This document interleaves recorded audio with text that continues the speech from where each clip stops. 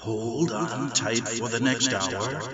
You're entering into a place, a zone called the alternative to the alternative media. It's a place, a special place where even truth seekers fear to tread. All right, people, let's move like we've got a purpose. Affirmative.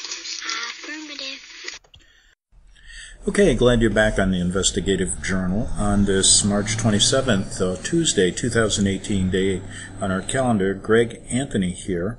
And yesterday we did a show on, do nuclear weapons really exist? Is it a grand nuclear hoax?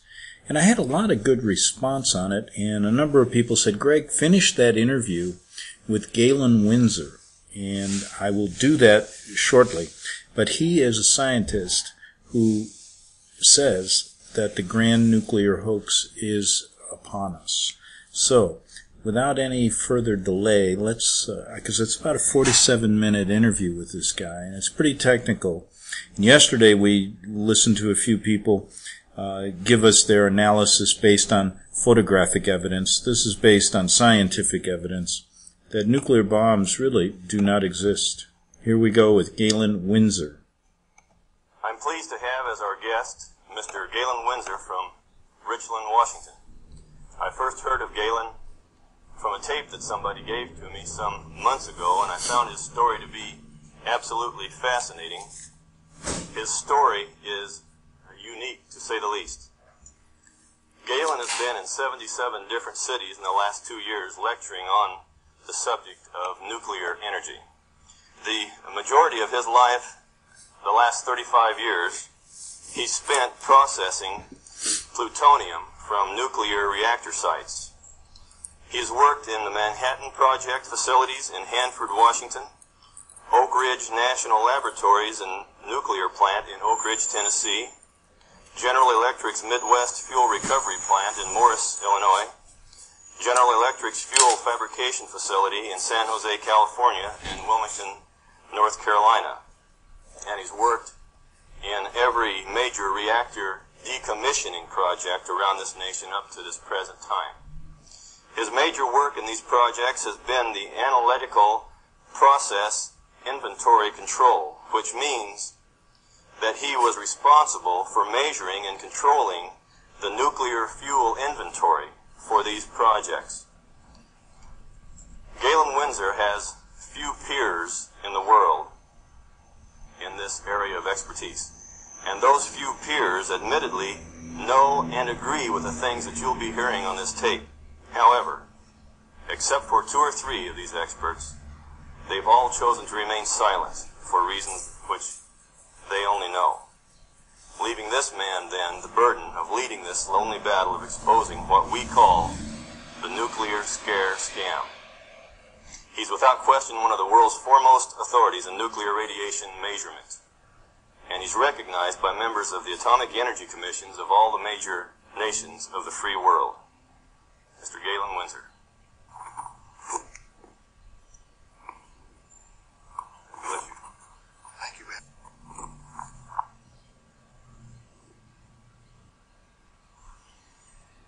We've been considering today how best to approach this subject so that you would feel comfortable with where I am. And we thought it might be appropriate to start with how I got involved in this game.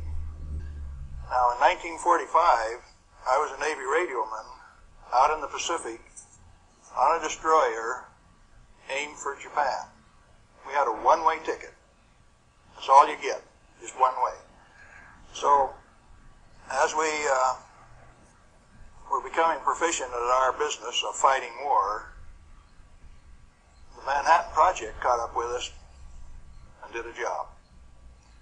Now, the weapon that was dropped on Hiroshima, Japan in August 6, 1945 was a U-235, fully enriched U-235 weapon, where the material was separated and purified in Oak Ridge, Tennessee. The one that was dropped August 9th on Nagasaki was a plutonium weapon made at Hanford. But to those of us out in the Pacific, it was quite interesting. It had a ticket on it that says, you get to go home. I was impressed. Now, stuck out on Guam after the hostilities quit and was running a radio broadcast that communicated with 4,500 ships west of Pearl Harbor. Quite a few to listen to every dot and dash that I made. So I was used to having people listen to me. They couldn't see me, but they could sure hear me. I had all of the good messages that were to come to them. Fleet movements to Red Cross messages. They came along one day and says, we'd like to have radiomen to go down to Anahuac for the atomic bomb test. Not me. No way. I want to go home. So they went through and they took every third radioman to go to Anahuac. I didn't go. They let me come home. But I wanted to go home. I had a driving need within me that says, hey, that big firecracker, I want to know how it works. I want to know everything about how it works. So, back to the ranch in Nevada where I grew up and stacked hay all summer, gained back the 40 pounds that I'd lost out there in the islands, into Brigham Young University the fall of '46 in chemistry classes. Dr. Joseph Nichols could make an old farm kid like me love chemistry. I hadn't had any chemistry in high school, but the way Joe Nichols taught it, I wanted to know. So chemistry it was. And some neat guys like Carl Eyring taught me physics. And along in '47, I ran across a cute blonde from Richland, Washington. Now this girl had been telephone operator for General Leslie Groves and Dr. Enrico Fermi on the Manhattan Project. She got to put through the calls to Franklin Delano Roosevelt for these guys, so she talked personally to FDR. And she told me some of the stories like you've never heard. She says, oh, in those canyons, great things are done. This cowboy from Nevada couldn't even imagine what she was talking about. Well, in 1947, after we were married, see, I ran until she caught me. I wasn't going to get married anyway. I wanted to get my education. I had to get on with this thing. So we went to Richland, Washington for the first time in September of 1947. I saw that those buildings she was talking about were there. 1,000 feet long, 11 stories high, 5 of them below ground. Tremendous things. And people all over. Camp Hanford in those days was a whole army camp just there to secure that place, to provide security. Thousands of soldiers. You move around out in the desert, hop out of a foxhole and pop a soldier with a gun in his hand. There wasn't any horsing around. It was all business. Back to school. 1950, I applied for a job up there before I had graduated. And they were in such bad need of chemists, I had a job before I had my degree. And so the last year of my chemistry, mostly English, I did on a bus riding 25 miles to work in the morning, 25 miles back at night. I did advanced grammar and business writing, all of those things on that bus. But in September 1950, I got into this thing called plutonium processing when we did it barehanded, without instruments, without coveralls. We had some of the most peculiar acid burns in some of the shirts. I found one of those the other day. It's got acid burns all up the front of it. Plutonium on it, too. Amazing. That was normal operation in those days.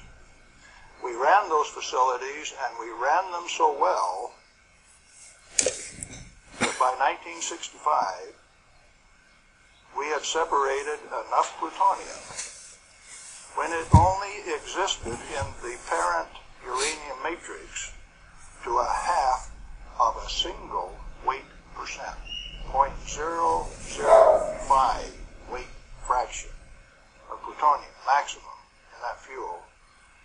And we processed enough tons of uranium to recover enough plutonium by 1965 to meet the weapons needs of this country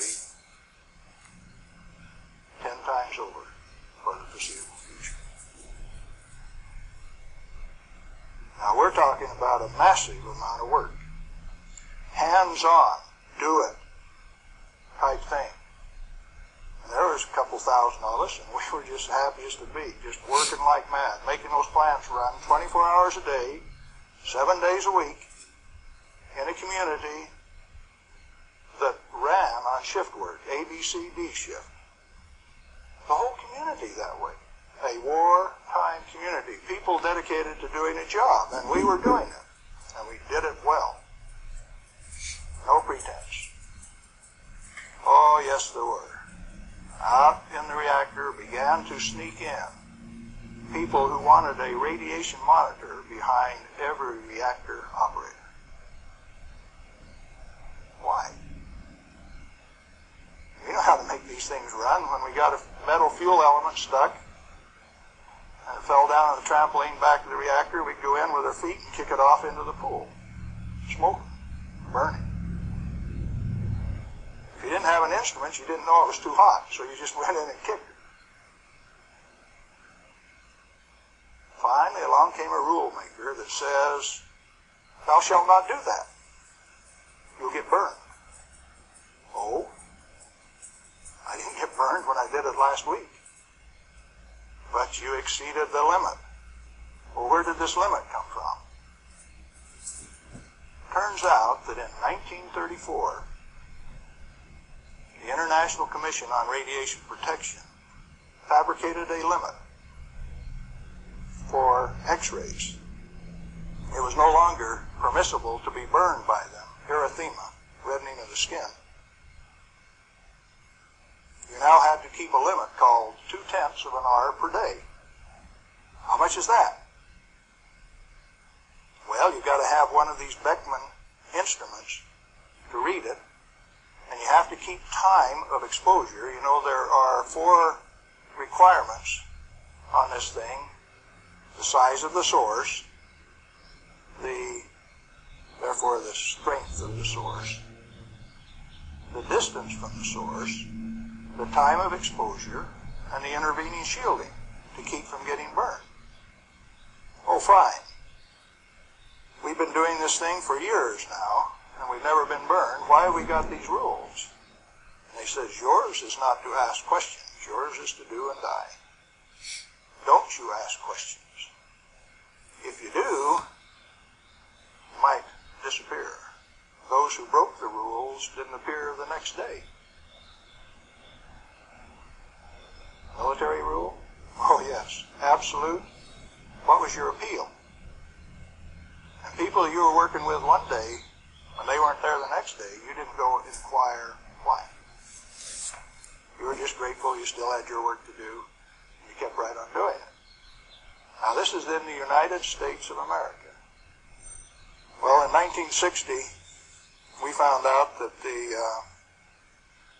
materials that we were working with, the thing that we called high-level waste, that if you waited 3 years, these million-gallon tanks that high-level waste went into boiled off 15,000 gallons of water a day. Fairly hot? Oh, yes. This material that if it ever broke a line would seal itself off in the ground within a foot, make its own glass. It wasn't going to go anyplace. We did that a time or two, accidentally, of course. And so we started packaging this cesium-137 in casks and railroad cars like that and shipping it to Oak Ridge, Tennessee. And they take it out and make it into a barium titanate and press it into a pellet, and those things were so hot that they actually glowed in the dark from the infrared heat. Now, thermal-ionic conversions came along at this time, so you hooked these little heat sources up to thermionic converters and you took electricity out this side. No moving parts. These things went into the SNAP program. And these early SNAP power generators are what power the underwater transmitters for our nuclear navy. We've got a regular road map under the sea. All you got to do is have an instrument that knows how to find it, and then you've got eyes on a submarine. You didn't know that, did you? The power from it came from this material that they now call waste. We processed that stuff and packaged it outside at Hanford. Well, we had rules that said 3R per year is your allowable exposure, that amount of gamma energy that will expose a film pack. But that was for the people that didn't know. We weren't about to follow those rules. We just went ahead and did the job. They send around an investigation slip that says your dosimeter was overexposed 2 weeks ago. What did you do? And they had a cute little form on it that says accidentally exposed to light. And that was the one I always used to check. Because it's the same amount of light. You know, if you get gamma through the film pack, it's the same amount of light as you get when you click the lens on a camera. They wanted to limit us to that. And one day we looked up, and they had. They had limited us to that amount of exposure. Then the fun part of the game begins. You say, who limited us to that? Are they powerful? Yeah, they control the purse strings. They live by the golden rule. Them that's got the gold makes the rules. If you like your work, you keep the rules. If you don't keep the rules, you disappear. Sure enough, some of us disappeared. Some of my friends gone. Where'd they go? I don't know. Well, 2 years ago, I started traveling for American Opinion Speakers Bureau, and one of the documents that they had was Major Jordan's diary. A story of shipping the technology and the material that was developed at Hanford in 1944 directly to Russia on U.S. Air Force planes out through Great Falls, Montana, Fairbanks, Alaska, under the auspices of one Harry Hopkins, and with the at least tacit approval of Franklin Delano Roosevelt. Now what are you going to do? That thing that we had been doing and feeling so good about had been shared at no expense with Russia. You go back and you check the record and you find Russia did not develop their own nuclear atomic weapon until 1949, even when we supplied them the material and the knowledge. 4 years after we touched them off at Hiroshima and Nagasaki. We weren't happy with that. We were just happy doing our job. Well, in 1965, General Electric was ready to leave Hanford. I'd worked for General Electric for about 15 years. And they took me out to California, San Jose, and we had in mind to design and build this nuclear fuel reprocessing plant at Morris, Illinois. They told me they were going to build it at San Luis Obispo. That's how they got me away from Hanford. But that was just to get me away from Hanford. I got to design the sampling analytical system for this plant. The sample cell was the hydraulic heart of this place. I got to dictate where they put the columns, how high the columns were in relation to my sample cell. One man standing in front of a lead glass window could sample any liquid stream in that whole plant. It took crews of men at Hanford to do the same thing. I wasn't happy with that, so I built an efficient system. I got to design that. I got to build it. Conceptual design, detailed design, build it, operationally test it. And in 1973, they says, forget it, friends. You don't get to run it. We had 170 tons, metric tons of spent fuel stored in the basin. And the then President of the United States, do you remember who it was? Jerry Ford. Says, friends, no way, you don't get to run it. That's when I started to kick over the traces.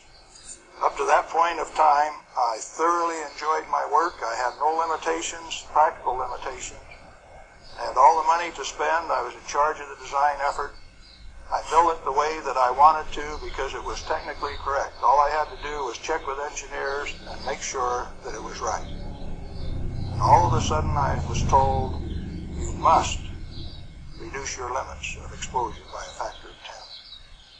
I says, I won't do it. First thing you know, you got the word that says, oh, yes, you will. I says, no way. Well, that's when the rebel, Galen Windsor, started to show up. And when I found out that by management conference I couldn't get to these guys, I figured out another way. Now, in this plant is a beautiful pool. It's got a place to store spent fuel bundles so it won't stop. 660,000 gallons of water, demineralized, just as clear and pretty as it could be. Heated to 100 degrees Fahrenheit when the outside temperatures were minus 20. Wind chill factor down to minus 60. I found out that I could swim in that rascal. Turn off the lights at night and it had a light blue Cherenkov effect. This kid from Nevada that never could pass up a warm swimming hole used to go swimming in that pool. There wasn't anybody that had the nerve to swim with me, but since I was manager of safety and analytical service at this plant, it was mine to use. Oh boy. I found out that I could do that. I showed some financial types one time that I could stir that pool with my bare hand and check out through the same radiation monitors they did without triggering it. GE didn't like it. I got a letter from them that says, thou shalt not tell financial types that you can swim in the pool, that you can stir it with your hand, because if they find that out, they will steal the inventory. They will know that the inventory can be stolen. Oh, is that an invaluable inventory? The same material that's labeled high-level waste by our current government, our current Congress.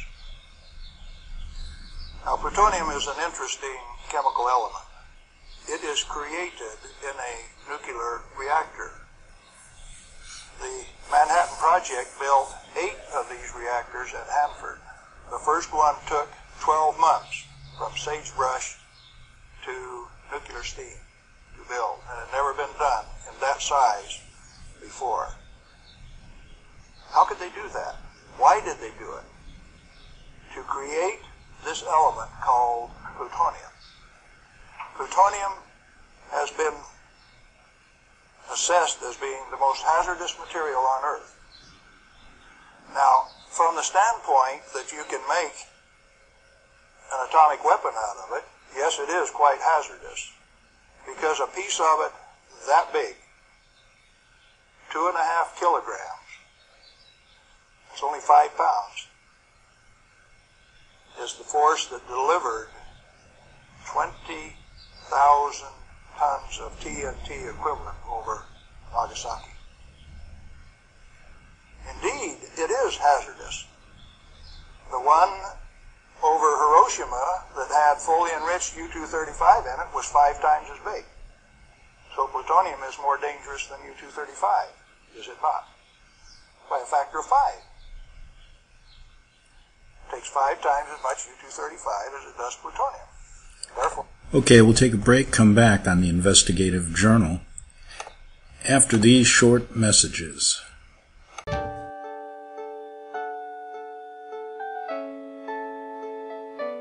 The program you are listening to is 100% sponsored by you, the listener, on this First Amendment Rights Media channel. You will notice that there are few commercials on this radio network. There's a good reason for that. Corporate advertising dollars come with strings that limit program content.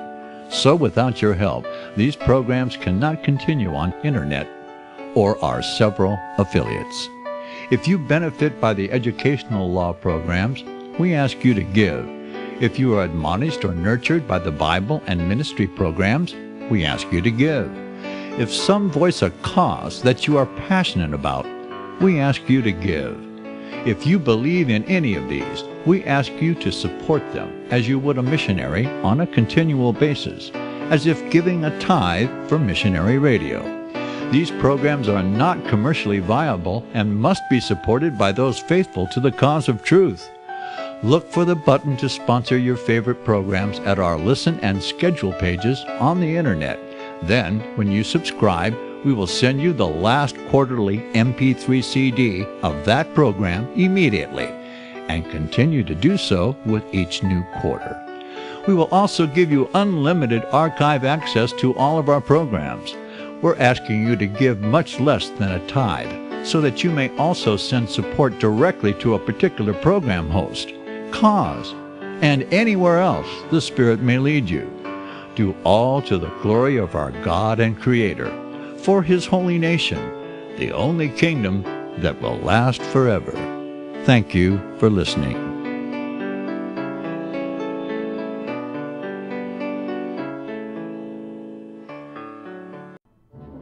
The book of Revelation says, "The spirit of prophecy is the testimony of Jesus Christ." This is at the very heart of FirstAmendmentRadio.com. In that spirit, we have created the Prophecy Reality News app for all of your mobile devices, streaming First Amendment Radio 24 hours a day, 7 days a week. Available for your Apple, Android device, and smartphone, absolutely free. Get the Prophecy Reality News app installed today so you can listen to First Amendment Radio wherever you are. The Prophecy. Hi, Greg Anthony here from the Investigative Journal, and I've never steered you wrong before when it comes to talking about the truth regarding your political and social worlds you live in. And I don't plan on steering you wrong today when I say get involved in the hemp revolution, hemp for health and wealth. I know of some of the best hemp oils on the market. If you haven't tried them, you have to. And pay attention, they're lab tested. So contact me, Greg Anthony, at gregbeacon@gmail.com. That's Greg Beacon, G-R-E-G, like boy, E-A-C-O-N.com. And I'll hook you up with some of the best hemp products on the market. And if you want to become a sales associate and make some money selling hemp to your friends and family, do that. Contact Greg Anthony at the Investigative Journal, Greg Beacon at gmail.com, Greg Beacon at gmail.com.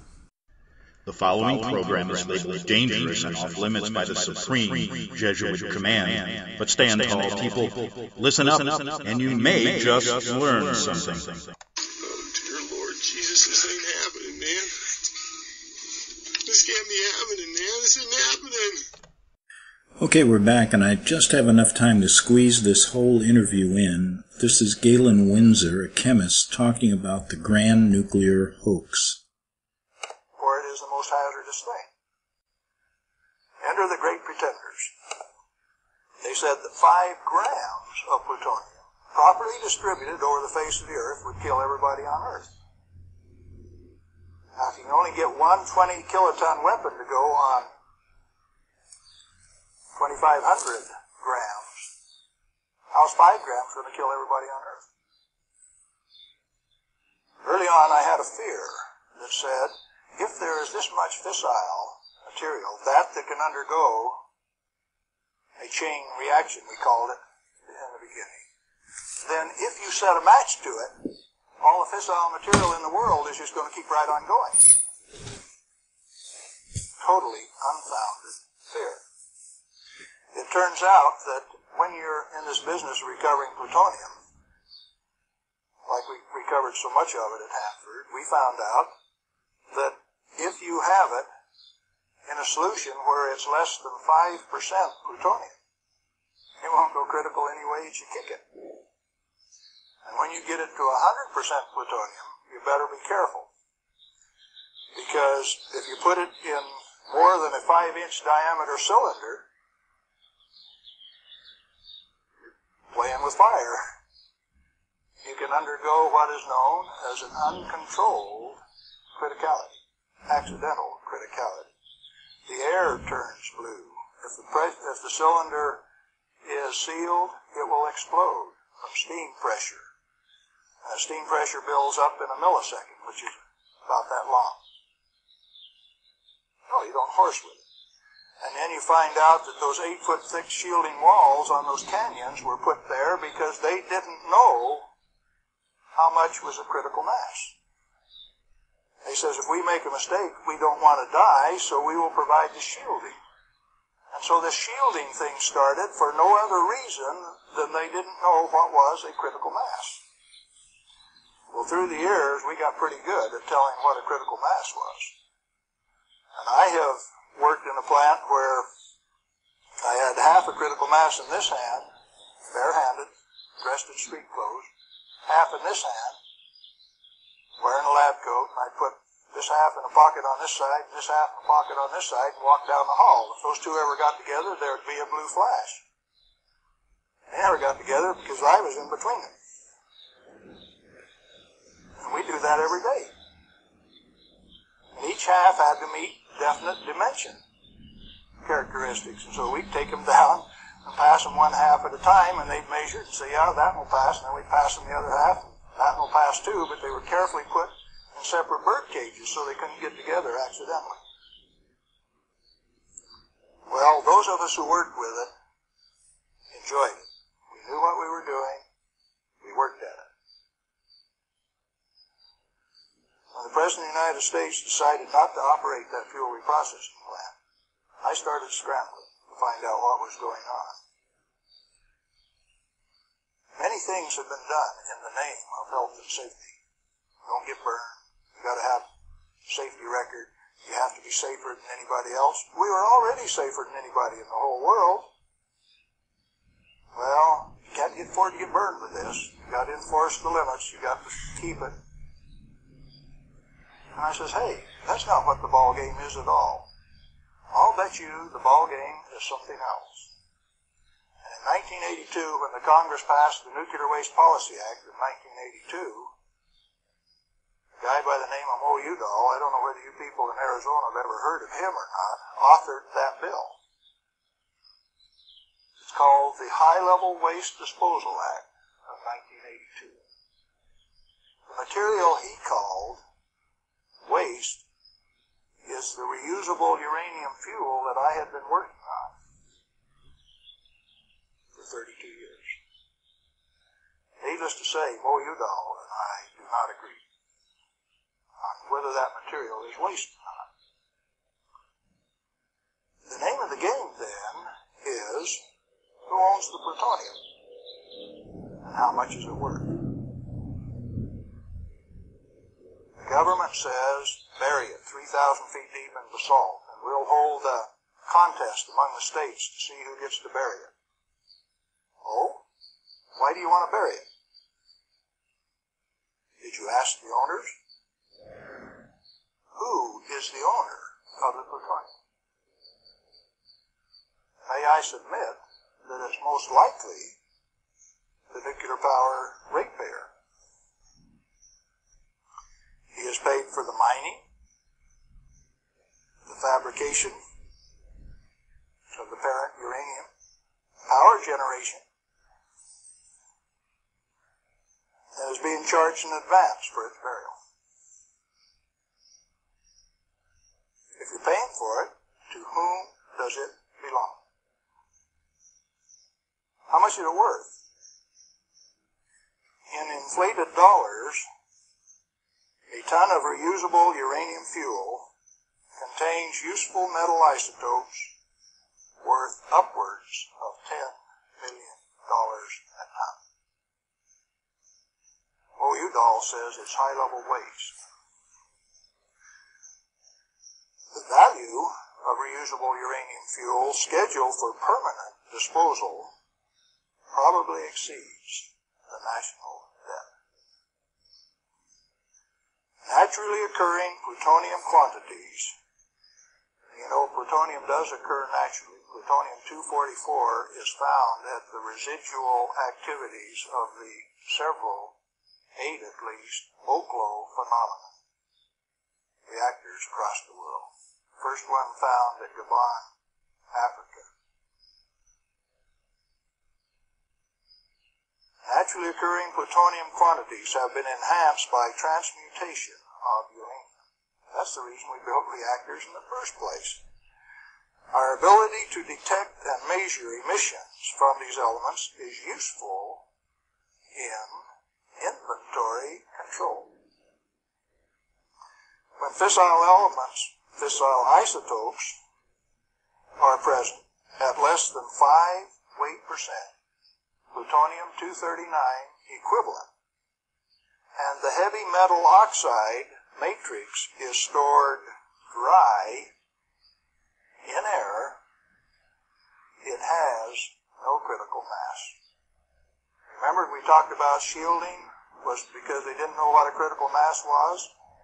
If it is light water reactor fuel at less than 5% equivalent fissile content, you can handle it, you can do anything you want with it, you can stack it up, you can have a room full, you can have a handful. As long as you keep it dry, it will not sustain a chain reaction. What then is all this falderall about a little bit, 5 grams will kill everybody in the world? They don't know what they're talking about. And when they say that, they're thumbing their nose at measurement experts like Galen Winter. I am insulted when they say those things and get away with it, because it has no bearing on the truth. It cannot be mishandled. It will not expose any person to an unshielded nuclear reaction. In other words, no controls are necessary except to prevent the pilferage of the inventory. You got that one? Let it register.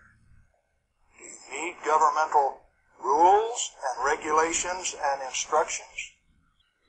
No way. Then why do we have all of those rules? Inventory control practices capitalized on the fear of undereducated masses who work in the industry. I didn't say anything about ordinary people now. I'm talking about the people who have worked in the industry and those who cast stones from without. The Ralph Naders, the Jane Fondas. Now, it doesn't take you much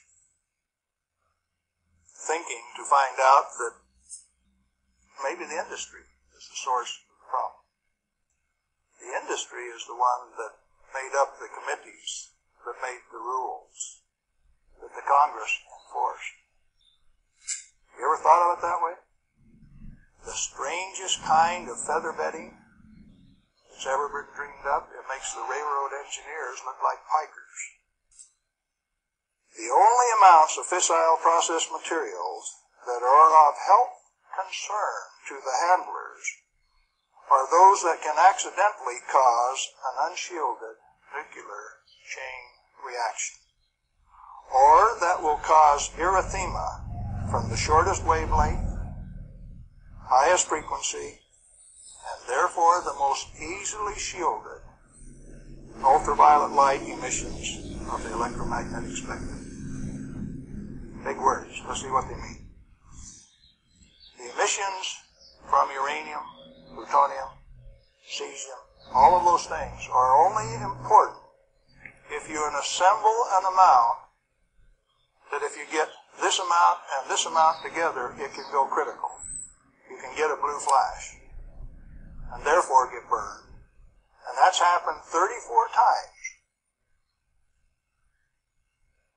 in the business, and 8 men have died as a result of that. Accidental criticality. Documented in Los Alamos document 3611, if you want to check the source. Or, if you got enough of it together that it's giving off ultraviolet light of this particular wavelength and frequency without any intervening shielding, enough to burn you, sunburn you, erythema, reddening of the skin. If it's less than that, if the effect is less than that, then what is the problem? Excessive government regulation. That's what's the problem. Tritium. Heavy water. Deuterium is hydrogen 2, tritium is hydrogen 3. If you let an inventory get away from you, what's going to happen to it out in the biosphere?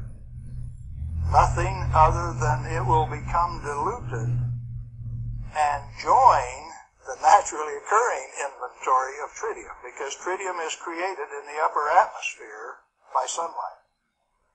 We have a natural inventory of tritium. Then the only thing that happens when you release tritium, which is the trigger mechanism for bombs, it's the source of the push that makes it go, is that you lost a valuable inventory. Then what of these people that are pretending that a little bit of tritium is going to do you in? It is not so. What are those 2 points? Only if it is an economically recoverable concentration, or if it has a natural reconcentration mechanism. You know, there isn't any one of the radioisotopes out there that has a meaningful level of reconcentration in any of the species, not even the oysters in the bays in Maryland, below Calvert Cliffs. Why then are we still playing this game that any amount of this material is of hazard?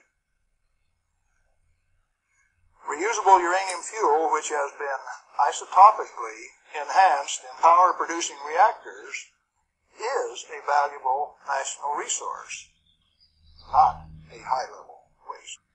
The utility operators recognize the future worth of this commodity.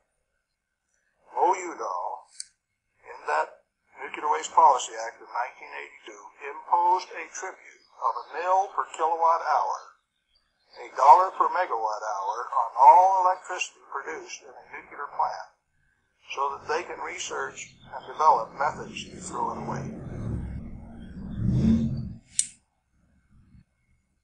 Why do the utilities willingly pay this amount to the Secretary of Energy?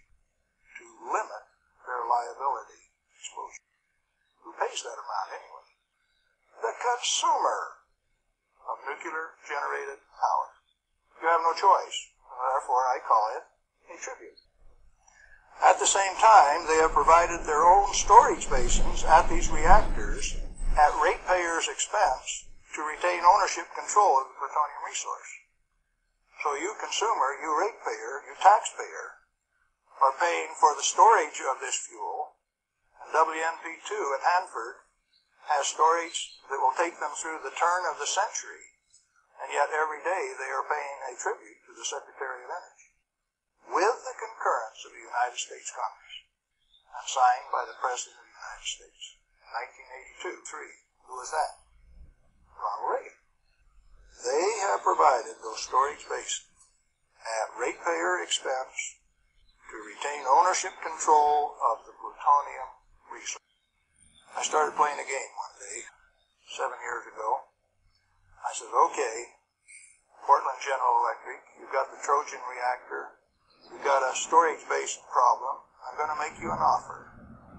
I made them an offer that says, I will take all of your spent fuel, FOB your basin, if you will give it to me. In other words, I will take it off your hands at no expense to you. I will ship it, I will store it, I will do everything that needs to be done to that fuel. And you know what they told me?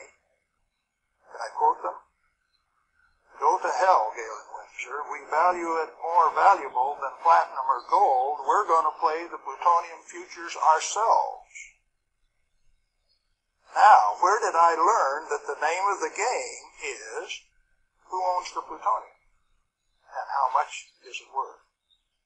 The first plutonium I saw was in a glass tube on the newsreel when I got back from the Pacific in 1946. And that they had in a glass test tube, they said, was worth $500,000. Certainly they had less than 5 grams of plutonium in that tube. That's pretty expensive stuff. So for the show, they put a pot underneath it in case they dropped it. They said, we don't want to have to pick it up out of the rug. When we decided and it was decided for us not to operate this plant, plutonium was guaranteed on buyback by the federal government at $43 a gram. That's quite a price drop, don't you think? When that price guarantee went away in October of 1971, the price of plutonium became $10 a gram. It steadily went down to where its present worth on the market is a minus $2 a gram per year. That's what it costs you to hold on to a plutonium inventory on a material that has been declared worthless by the utility owners and rubber stamped by the Congress of the United States, and they're spending billions of dollars digging a hole in ordinary rock so that they can throw it away, dispose of it. Okay, what are you going to do with it? Reusable uranium fuel may be properly stored in air-cooled, dry storage in a cost-effective manner. Nuchem in Germany offers this immediate and long-term option as a necessary and safe step prior to reprocessing. They're doing it in Europe. At least 4 regionally located facilities are available in the United States where this concept can be used right now. Barnwell Nuclear Fuel Plant in South Carolina, Midwest Fuel Recovery Plant in Morris, Illinois, this one. Nuclear Fuel Services in upstate New York, and Redox Processing Plant at Hanford, Washington. These fully shielded, already radioactively contaminated storage areas have secure, limited access. All have been operated under processing conditions of 10 CFR 50, and the MFRP has a 10 CFR 70 storage license, the only licensed storage facility away from a reactor in the United States. It singly, all by itself, is capable of storing all of the reusable uranium fuel that needs to be moved away from power reactors for the remainder of this century. We had that storage designed in 1975, and the approval of the design. Why then are you spending money over here in New Mexico on the waste isolation project? Why are you spending money at Hanford at the basalt waste isolation project? Why are you spending money at Beatty, Nevada for storage when I can already store it in this building that's already built? I just named you 3 others that can do the job all by themselves too, and I know where there's 14 more buildings that can do it. What are we going to do? Redox and other excess facilities at Hanford are capable of dry storing all commercial REF until plutonium recycle, at least through 5% enrichment is reestablished, or until the 22nd century, whichever comes first. RUF can be cost-effectively stored in existing facilities. Where does Mo Udall came off then? Saying that you cannot use this plant for its intended purpose unless it is owned by the United States government. He has said that. The waste isolation projects are politically mandated wasting of national energy and construction resources. Plutonium proliferation by diversion of stored reusable uranium fuel is of minor importance compared to global availability of fully enriched uranium by laser isotopic separation. Let me explain that last thing that I said. Jimmy Carter said you can't ship plutonium to India, but in the same paragraph said you may ship them fully enriched uranium. Oh, Jimmy Carter, that peanut brain, what did he just say? He says that when the Israelis took out the reactor in Iraq, they had fully enriched uranium from France, and they says those rascals, those Iraqis, are going to take that fully enriched uranium, put it in that reactor, irradiate it to plutonium, and therefore have to recover the plutonium in a plant like this, and we stop them, when the fully enriched uranium makes a better weapon than the plutonium in the first place. Now, when the President of the United States says things like that, and when the press gives it credibility, I get insulted. And right after I get insulted, I get angry. And I've been angry for quite a while now. And finally, one day, I said, my own personal security is not important.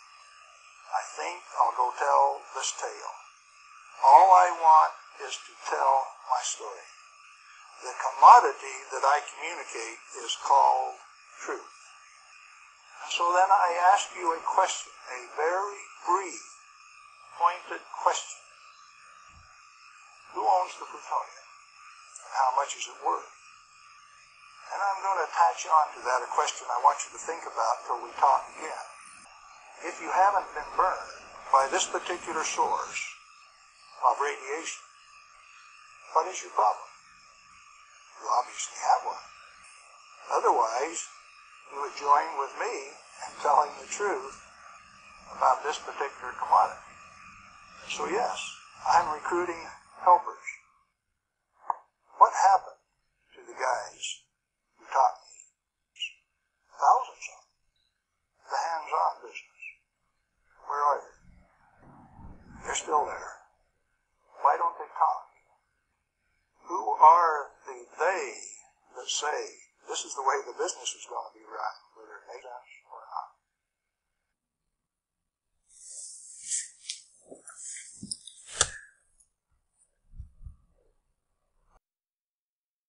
Since the beginning of time, kings have sought it, nations have fought for it. It has been traded, it has been borrowed, it has been purchased, it has been stolen. There's a reason for it. To secure the blessings of liberty to ourselves and to our posterity. Invest with the security of gold and silver. Call Discount Gold and Silver Trading at 1-800-375-4188 or visit discountgoldandsilvertrading.net. Listen to Financial Survival with your host Melody Cedarstrom right here on FirstAmendmentRadio.com at 4 p.m. Eastern or 1 p.m. Pacific Time. Visit discountgoldandsilvertrading.net or call Discount Gold and Silver Trading at 1-800-375-4188. Toll free 1-800-375-4188.